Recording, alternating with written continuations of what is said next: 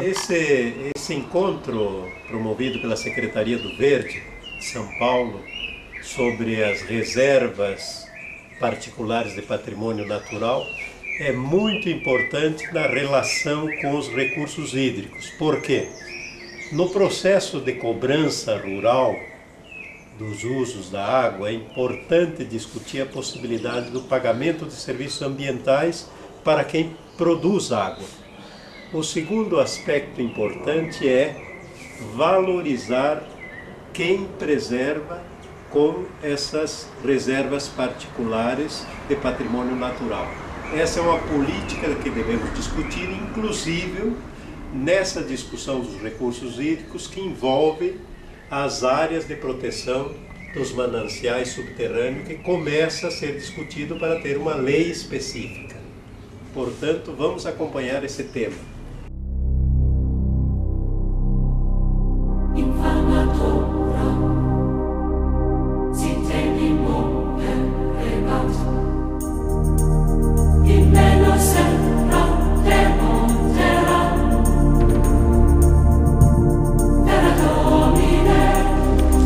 Perpetuidade que a gente sempre ressalta para a questão de proteção da área, não é só isso, é uma perpetuidade de uma opção de vida, porque daqui a 500 anos aquilo vai existir e daqui a 500 anos alguém vai falar assim, mas quem criou essa porcaria? Porque daqui a 500 anos bobear concretar o planeta inteiro. Aí vão falar assim, foi lá no começo do século XXI, do século XX, teve tal pessoa que foi tatarara, que a gente vê na Europa, aquele quadro daquele cara que em 1300 e pouco fez não sei o quê. Isso é uma perpetuidade de respeito e amor às presentes e futuras gerações. E o maior marketing, quer fazer criar RPPN, quer expandir a quantidade, então vamos divulgar e estabelecer os incentivos fiscais.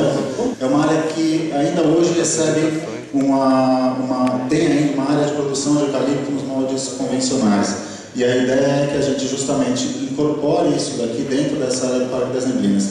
E por que não criar tudo isso como uma RPPN? A gente teve uma RPPN aqui de 2.500 hectares, frente a uma RPPN de 500 hectares que foi oficialmente criada. Via no manejo de espécies nativas, no manejo florestal, uma alternativa tanto de sustentabilidade econômica da unidade como de envolvimento da comunidade.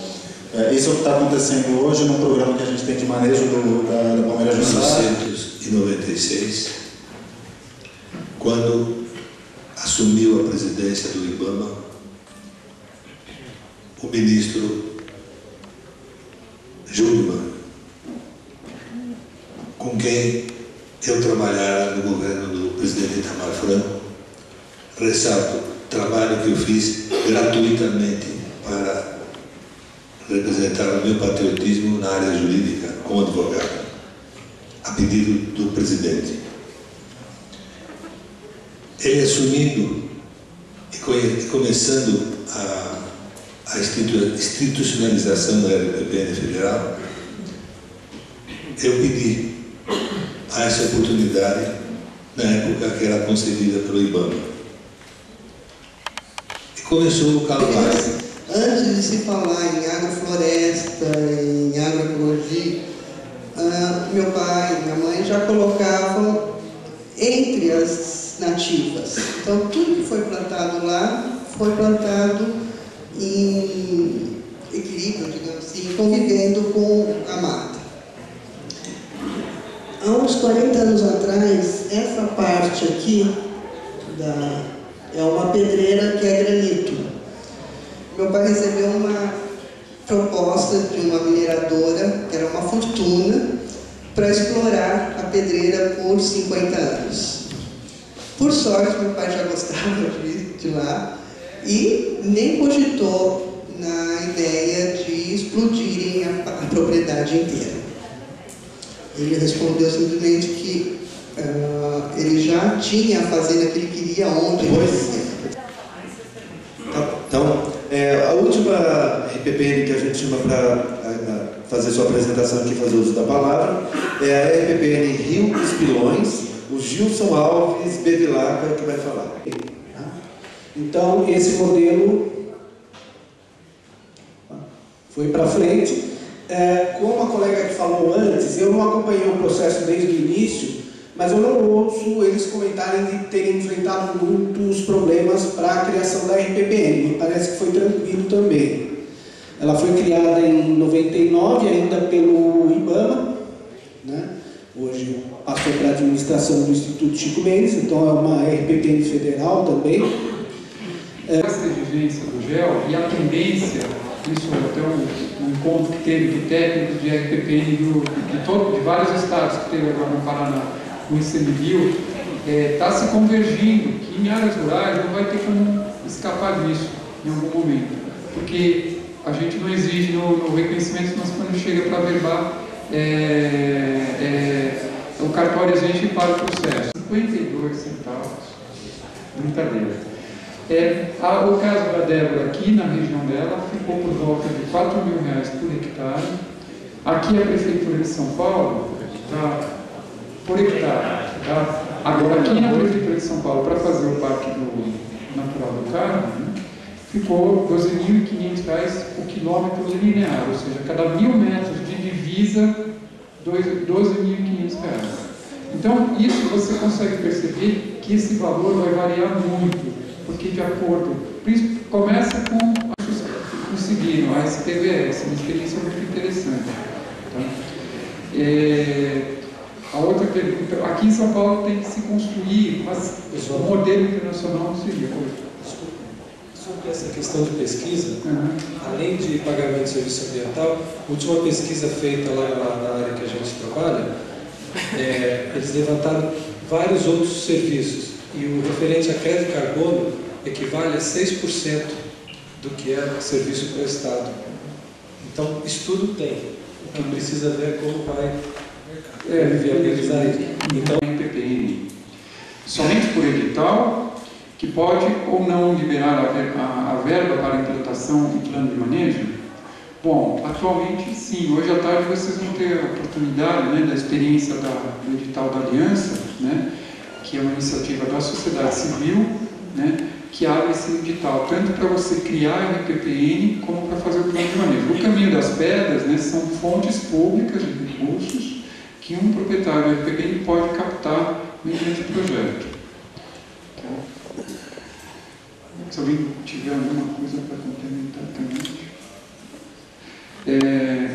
Bom, contar ponto no município verde azul. Aí, mas assim, aí, conforme surja isso, eles vão colocar nos relatórios dele. E aí o projeto do município verde azul vai ter que pontuar. A gente não quis estabelecer uma pontuação ainda para os tipos de ações, porque a gente não sabe o que vai vir dos municípios. Mas a gente já tem ideia do que vai fazer, né? Quanto mais efetiva, quanto mais contundente, por exemplo, um mecanismo, uma ferramenta de redução e isenção de PTU, né? Ou de transferência de potencial, ou ecocrédito, que é uma outra experiência interessante, que o proprietário da RPP ele recebe um certificado para bater dívidas da prefeitura. E aí ele pode negociar isso com pessoas que devem para a prefeitura, é uma coisa que existe em Montes Claros, lá em Minas Gerais. Então, mecanismo como esse merece ter uma pontuação máxima, porque aí está resultando concretamente numa economia do proprietário. E ações mais incipientes, por exemplo, às vezes as prefeituras chamam a gente para fazer uma palestra no Condema lá, no sindicato popular, e falam, isso conta, não vai contar, mas não vai ter o mesmo peso, né, que uma ferramenta concreta que é o objetivo. O que eu queria fazer para você é a Fundação Florestal ou o ICMBio, né? O que a gente faz? Na Fundação Florestal, você pode mandar ou pelo correio a documentação para a sede da Fundação Florestal, São Paulo, né, ou levar pessoalmente. Isso é uma restrição nossa. Agora, lá em Guape, tem os gestores das unidades de conservação, que são os interlocutores. Então, você pode procurá-los, né, e aí, através deles também a gente pode bolar um esquema de eles estarem encaminhando a documentação para a gente. A questão é a conferência da documentação, que aí ela só vai ser feita em São Paulo por enquanto. Né? O poder público, né, ele tem essa competência de uma questão por conta do interesse público de desafetar uma área, qualquer área, inclusive as unidades públicas, que teriam até uma importância ambiental, de qualidade, isso está acontecendo. Então, não se está imune com a RPPN de você estar sujeito a uma desafetação por conta de uma outra, um outro interesse. Né? Agora, mas já é muito diferente, porque ele só pergunta isso, ele fala, mas se a área não fosse RPPN, tá? Seria muito, as condições disso acontecer seriam muito mais iguais. Algum documento que foi aceito e não era um documento correto. Por isso, inclusive, essa questão da exigência da análise documental ser tão criteriosa. Porque hoje, em muitos casos, eles estão contratando super advogados e eles estão encontrando em processo dos Chico Mendes, essa escritura não vale, esse documento não está certo, esse georreferenciamento tem erro. Então, eles invalidam o processo de criação, como se aquela RPPN não existisse. O outro caminho mais difícil que está previsto na legislação federal é que uma RPPN só pode ser desafetada caso exista uma lei que faça isso, quer dizer, um instrumento jurídico superior. Elas são reconhecidas por portaria, então teria que ter uma lei. E, pasme, já existem projetos de lei tramitando no Congresso Nacional para desafetar RPPNs. Então, gente, é uma questão super complicada, que é aquela dicotomia de desenvolvimento, proteção, que na verdade não é isso, né? A gente aqui que atua na área ambiental sabe que a gente caminha para a questão do desenvolvimento sustentável, mas infelizmente é nessa frente que tem se caminhado, que é isso, grandes empreendimentos que vão passar nessas áreas, então os caras contratam esses super advogados e vão por esses dois caminhos, ou um projeto de lei e fazem as articulações necessárias no Congresso para tentar desafetar, ainda não aconteceu nenhum, mas os projetos de lei existem, estão a gente foi informado pelo pessoal do Chico Mendes, ou então eles contratam os advogados para achar esses vícios de processo e anulam o processo de criação da RPPN. Proprietário da área, aí na prática os entraves, como foi citado aqui, tentaram fazer uma RPPN via IBAMA em 2002 e depois de 2, 3 anos ele desistiu, foi fazer via Estado e conseguiu em pouco tempo. Então, alguns entraves, conforme a metodologia adotada por um ou por outro, uma outra maneira que interfere também é a acessibilidade, como ele citou, de criar lá em Guape, não tem a municipal, então pode entrar em contato com o pessoal da estadual e oferecer a possibilidade de usar o gestor da unidade de conservação lá como um elo de contato. Esse acesso facilita muito e às vezes não, muitas vezes a pessoa que é o elo é que também facilita muito, porque se a pessoa te atende bem e se demonstra interesse em colaborar, você entende as dificuldades do processo, tem alguém que apoia. Se a pessoa te trata como mais um ali, você desiste dele. Então, qual a posição e atuação da FREPESP em relação às alterações propostas para o Código Florestal?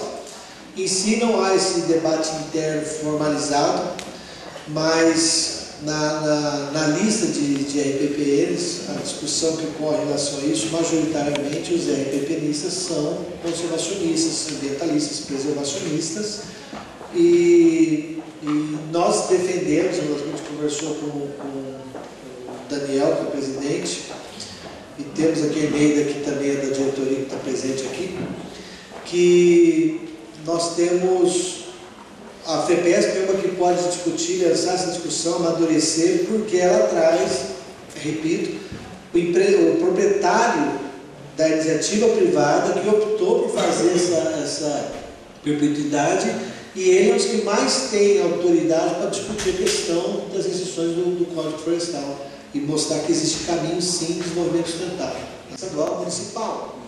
Quais as estratégias adotadas pela associação para construir políticas públicas de apoio às RPPs?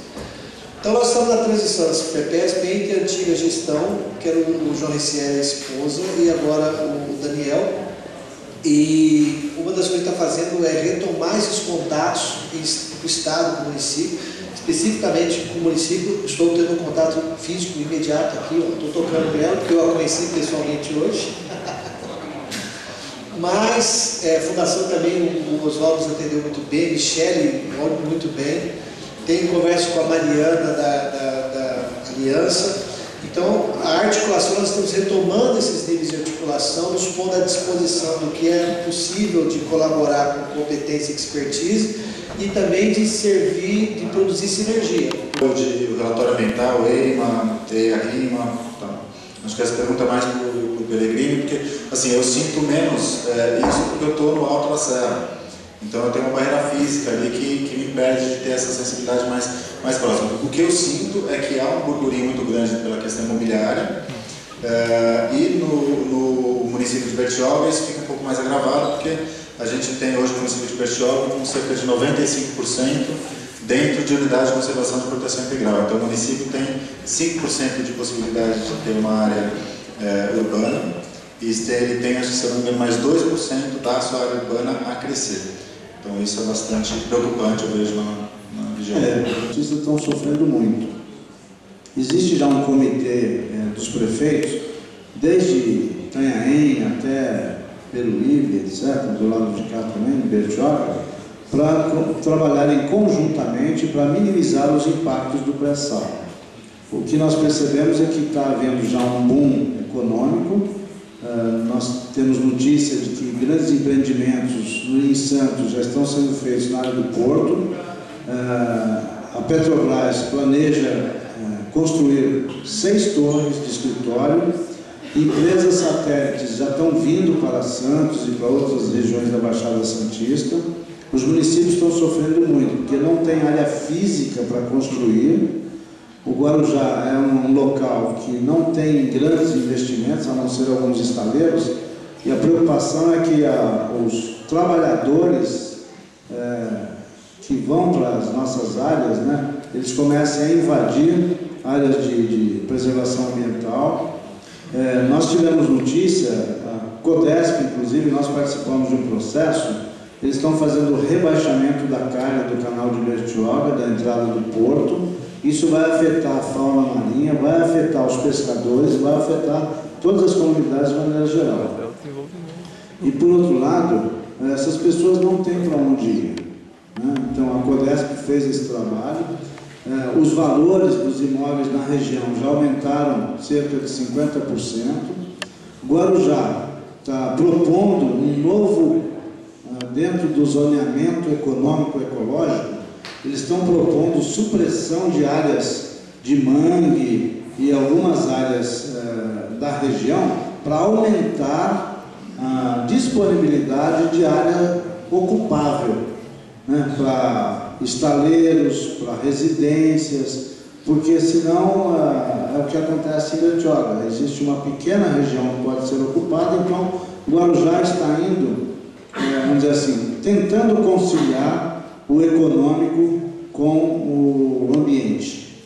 O que eu, particularmente, quando foi apresentado esse projeto do zoneamento ecológico, eu fiz às vezes eu sou meio contundente, o pessoal acha que eu sou chato, mas eu acho que nós estamos suprimindo vegetação para dar lugar ao econômico. Então essa compatibilização, é claro, os ecologistas não podem ser radicais, mas muitas vezes eles são oprimidos ou sofrem uma pressão muito grande do poder econômico. Então existe uma pressão muito grande, é uma preocupação muito grande do pessoal de meio ambiente da Baixada Santista.